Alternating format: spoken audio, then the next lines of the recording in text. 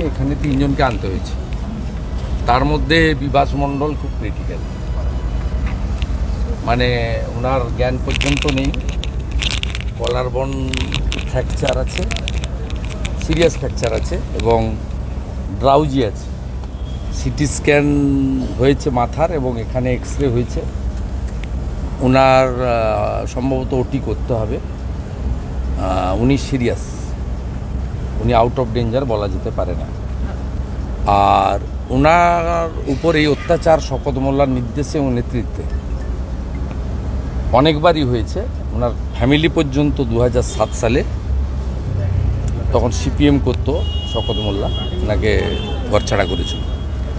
Second হচ্ছে মণ্ডল president Subrata Das, তারও এখানে করেন না, দাঁড়ান, রুগীরা আছে। আপনার সুব্রত দাস ভালো ইনজোর আছে, আর মিস্টার জগদীশ ভগত তিনি আউট অফ ডেঞ্জার আছে। জগবন্ধু ভগত আমরা টেক কেয়ার করেছি এবং সাথে সাথে ডাক্তারদের সঙ্গে কনফারেন্স করেছি। পার্টি পুরো দায়িত্ব নিয়েছে এদের, আমরা করেছি, বাড়ির লোকরাও দেখেছেন এবং আমরা একটু আগেই আমাদের যা মেজার নেওয়ার সিওকে জানিয়েছি। এবং আনফর্চুনেট উৎপল নস্কর আমাকে বললেন, জেলা প্রেসিডেন্ট, ওখানে পুলিশ জোর করে একটা মিথ্যা মামলা করেছে। কালকে আমরা হাইকোর্টের লয়ার পাঠাচ্ছি ফ্রেশ এফআইআর করার জন্য।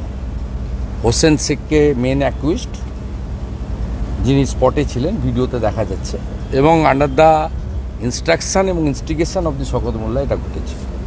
আমরা এটা করব এবং এই হোসেন শেখের বিরুদ্ধে 2021 সালে এবং পঞ্চায়েত নির্বাচনে ঘর ছাড়া হওয়ার পরে হাইকোর্টে একটা ম্যাটার পেন্ডিংও আছে, সেটা যাতে পুনর্বার হাইকোর্টে তোলা যায় আমাদের ল সেল থেকে, সেটাও আমরা দেখছি। আমরা এই গুন্ডামি খতম করব, বন্ধ করব, এটুকু আপনাদের মাধ্যমে বলতে পারি।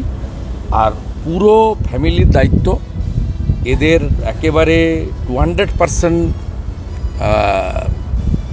মানে মেডিকেল অ্যাসিস্ট্যান্স এবং ফ্যামিলির জন্য যা যা করার সমস্ত কিছু পশ্চিমবঙ্গ বিজেপির পক্ষ থেকে করা হবে, আমি সেটা অ্যাসিওর করে দিয়ে গেলাম।